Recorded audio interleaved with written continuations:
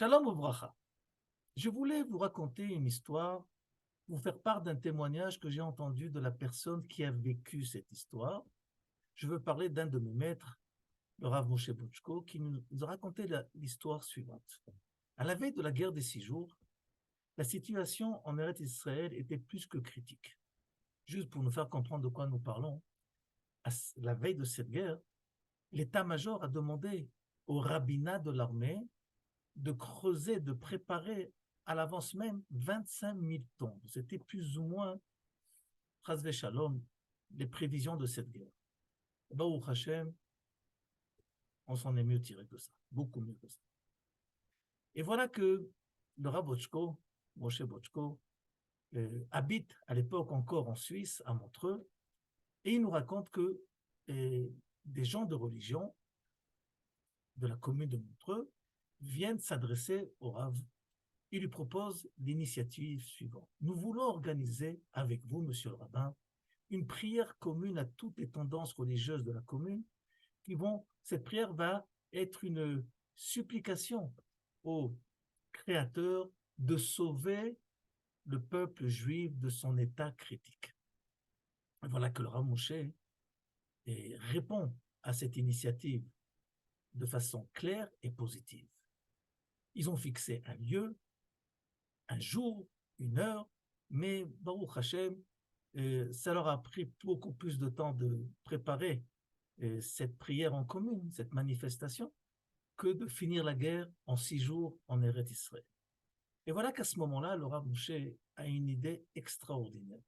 Il va proposer à ses confrères de ne rien annuler, de laisser tout en place, le lieu, le jour et l'heure, et de transformer cette prière de supplication en prière de remerciement. Nous allons remercier le Créateur d'avoir sauvé le peuple juif de cette menace terrible.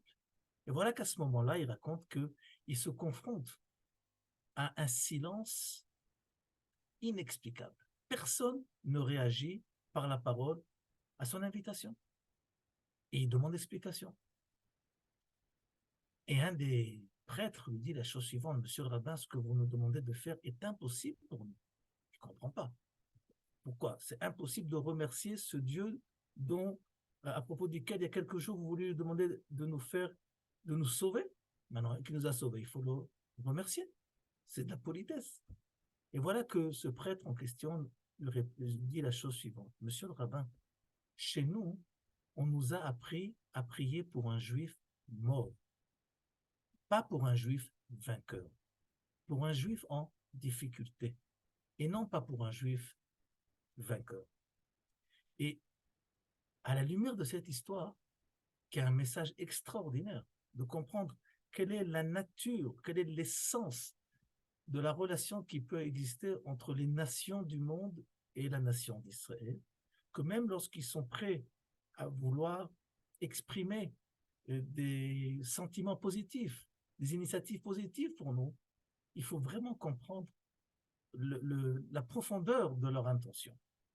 Et cette histoire peut aussi nous éclairer sur la situation actuelle. Chacun aura les conclusions qu'il voudra.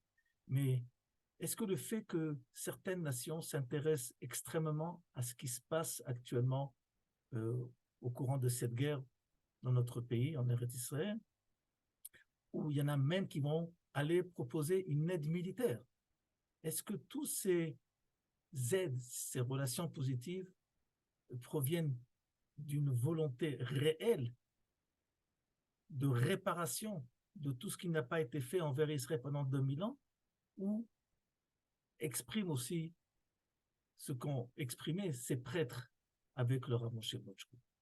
Je vous laisse la conclusion. Ezrat Hashem, nous gagnerons cette guerre et nous serons encore plus grands que nous avons été jusqu'à maintenant.